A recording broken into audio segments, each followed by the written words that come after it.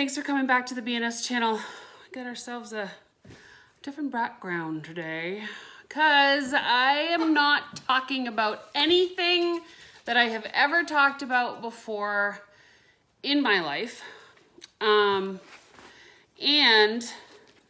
the irony is I have no idea when you guys are gonna see this because I am making this video in the hopes that I can find courage to share my story with you.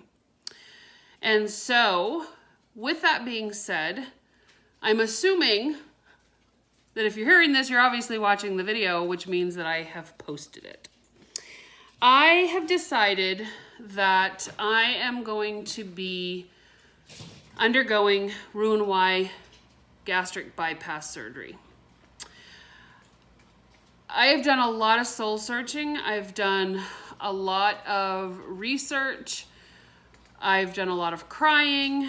I have done a lot of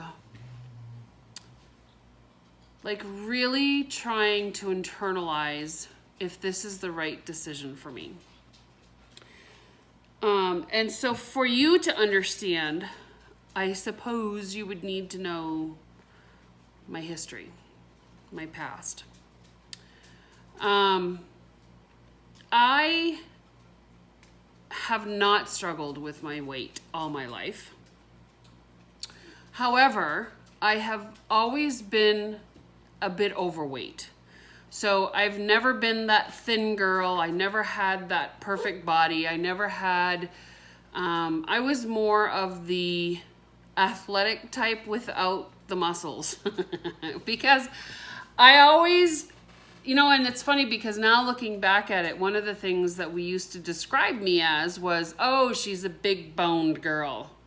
She's solid. She's husky. She's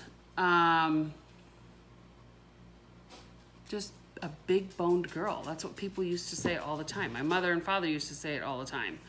So, like I said, I've never been a skinny girl.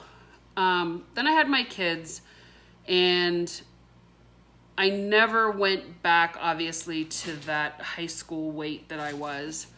And so here's part of the irony. When I was 17 years old, I had to have jaw surgery. I had maxillofacial surgery because my lower jaw and my top jaw were not matching up. They were crooked. Just long story. I have a video about that. You can go find it.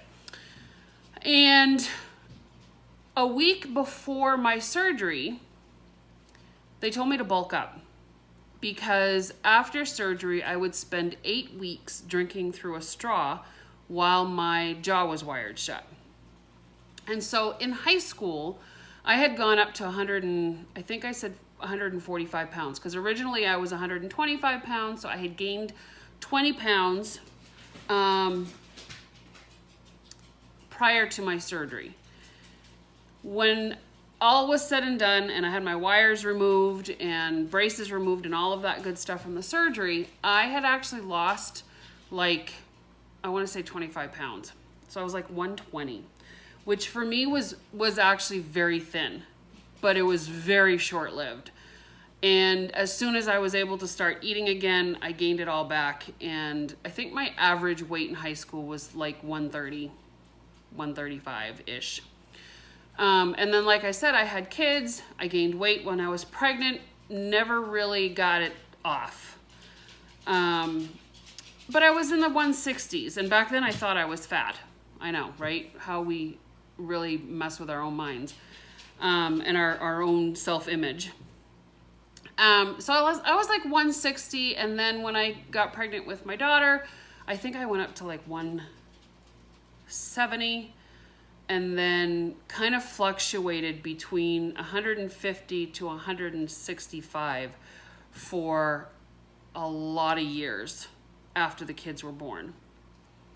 And I know I fluctuated up to 175 at one point. After my second divorce, I kind of fluctuated back and forth a little bit.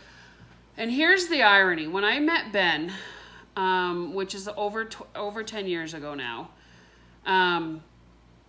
I used to call it my happy fat. Like I gave myself permission to gain weight. It was the strangest mental thing that I have ever done. And I would put on weight, and I know it was because we were eating more. I was cooking for a family. I was working outside the house at that point, but I gave myself permission because honestly, I put on a few pounds and I'd go up to like 175, 180, and I would say, oh, it's just my happy fat. I'm happy now. That's why I'm getting fat. And I allowed myself to do that for 10 years. And so now I'm at a point where I'm not healthy. I am in the diabetic range. I have very severe gastral reflux. I have a thyroid problem. I have migraine problems. I have a hip that needs to be replaced. My knees hurt most of the time. I have some kind of a pinched nerve happening in the back of my neck. I'm assuming from the weight pressure because it only started after I really started putting on weight. And then I quit smoking.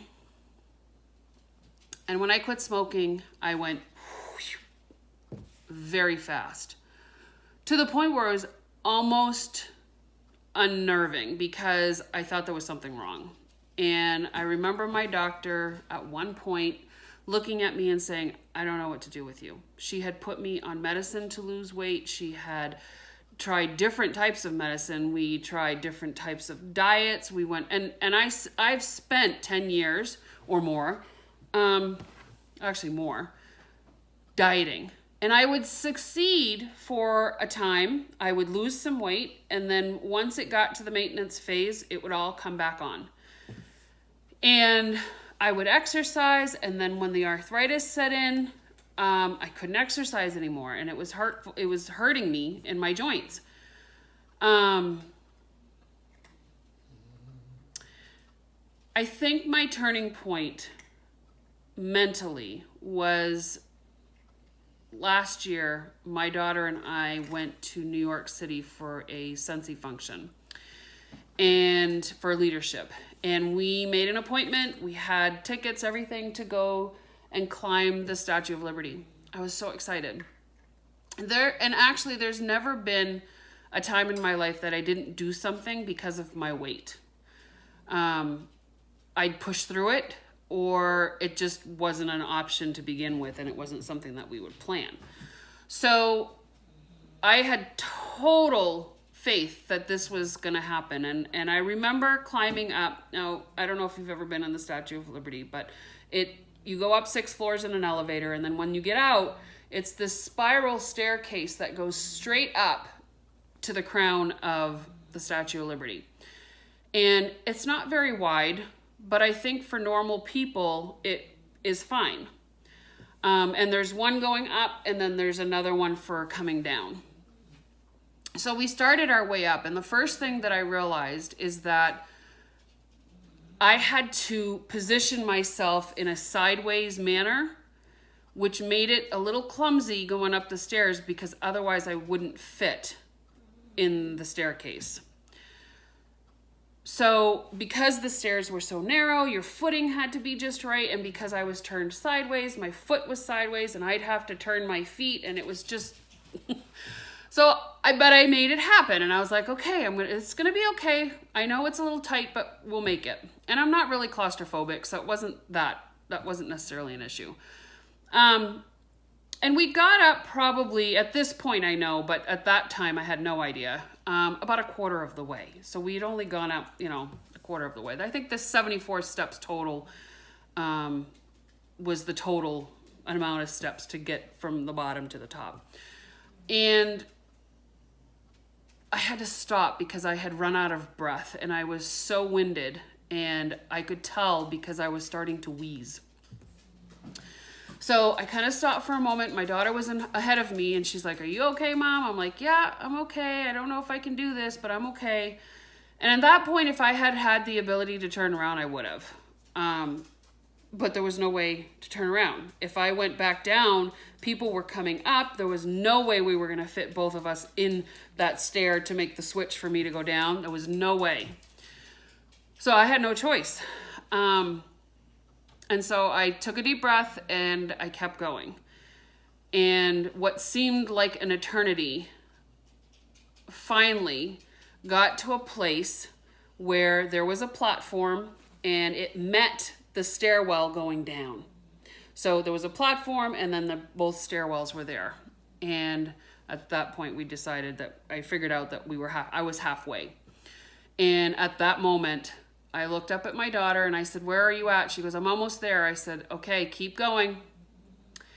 And as she kept going, I said, "Mom's going to turn around and I'll meet you down at the bottom." And you could tell she was so disappointed. And she said, "Mom, I'll come back down." I said, "No." I said, "You go up and do this." So I turned around and I went back down. And I was mortified internally because I've always been that person that does these things. Even to the point where of, potentially trying extreme sports kind of a thing or whatever. But it wasn't happening. And I came down and of course I pretended, I had friends there and I took pictures and I could tell my face was flush. And maybe about 5 minutes later comes my daughter and I asked her what the experience is, and bless her soul, she goes, "Really, Mom, it wasn't that great." She goes, "It was plastic windows that were all scratched up." And she goes, "It really wasn't that great." And I said, "It's okay if you enjoyed it."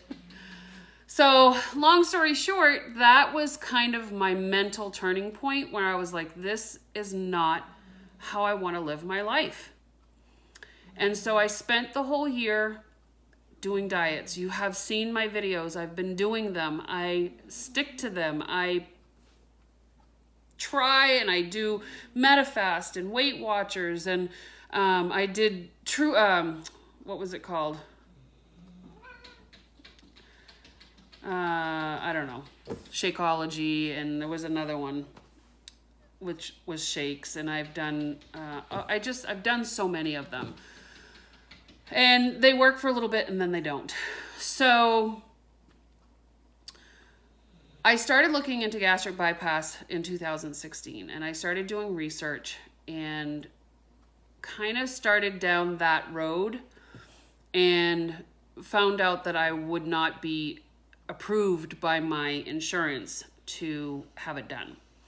And I knew that it was something that I probably couldn't afford. And I was thinking about the sleeve at that point.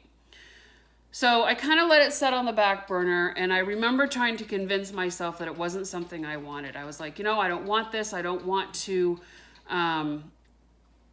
have something drastically change my body. And it scared the ever-living bejesus out of me. I've had friends that have had it done, and it used to scare me thinking about them having it done. So it ended up being something that I just kind of put on the back burner and kept trying other ways. And I literally would throw myself into these plans, into these diets, into these way of living. And in the last 6 or 7 months, I have become a person that I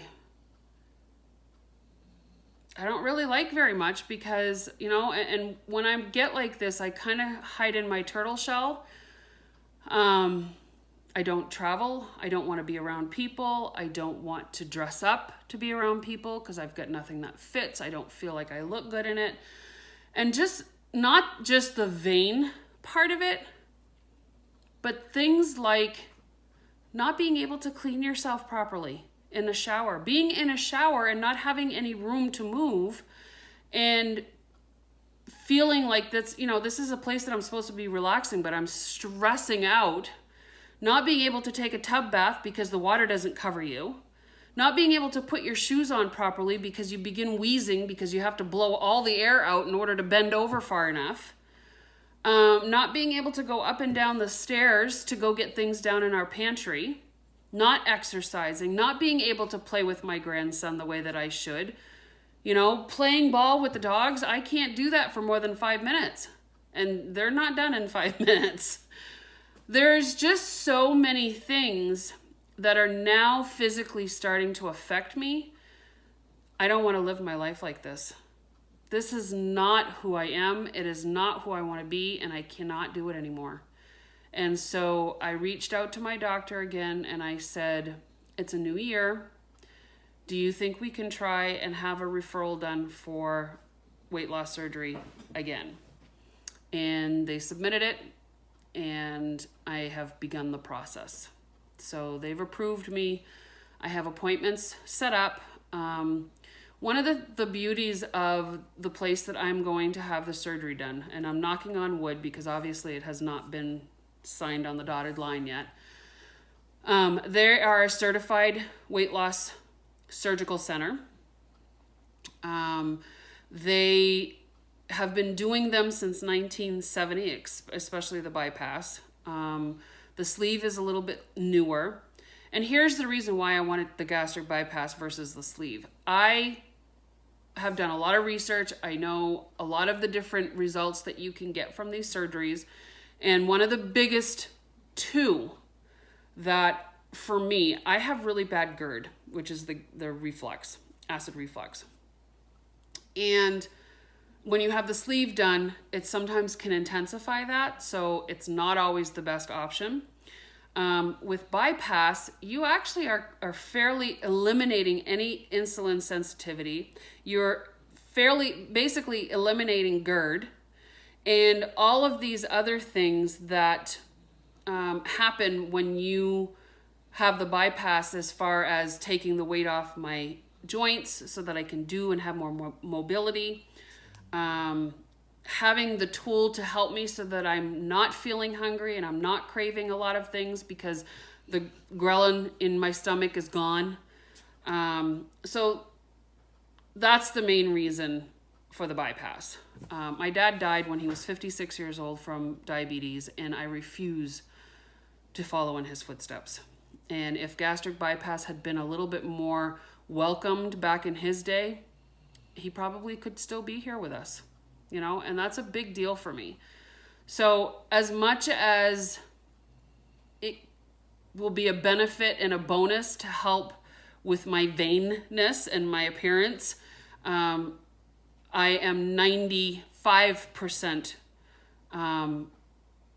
going into this because of the health aspects, the health benefits. And that's huge for me because I refuse to live the rest of my life like this. And if it gets worse, it's going to be worse. Like right now, I'm even winded because I've talked a lot. And I usually, you know, I don't know. I can't even do freaking videos without getting winded now. Sorry. So, if you're watching this video, then I have obviously, like I said, found the courage to share this with you, which means that there are going to be more videos to come for you to follow in my journey of this process. Oh, and I was telling you about the hospital. The beauty of this hospital is you have to go through some pretty stringent prerequisites, meaning you have to have nutrition classes, you have to speak with a dietitian, there's a 3-hour psych eval, you have to go to group sessions where you get to talk to people who've already had it. You get to have a nutritional class so that you learn what's good for you and what's not good for you, and a dietitian that kind of follows you through the progress and helps you with your eating before and after. So there's a lot, and then you get to meet the surgeon and pick a date. So there's a lot that has to go into this before the actual surgery is approved. And so I haven't even started that. I start at the beginning of February. February 1st is my first appointment. And if you're watching this after the fact, then I've already had it. And so I don't, you know, I'm not even 100% sure what that's all going to bring to me. But I know that this is where I want to go. This is what I want to do. And I'm pretty excited about that. Be watching for more videos and more about my journey. And I am willing to answer any questions you guys have. Like I said, if I found the courage to share this with you, then I'm going to end up being an open book about it. Because I found a lot of inspiration and a lot of answers and a lot of reassurance by searching YouTube for videos of people that have gone through gastric bypass. That, I think, has been my saving grace. And so if I can do the same for somebody else, then you all know me. I want to be able to do that. I want to be able to inspire someone else to know that it's okay. It's not that I want to sit here and convince you to get that kind of surgery, but if you've decided to get that surgery, then I want to be supportive to you. All right? Go and pay it forward with kindness, guys.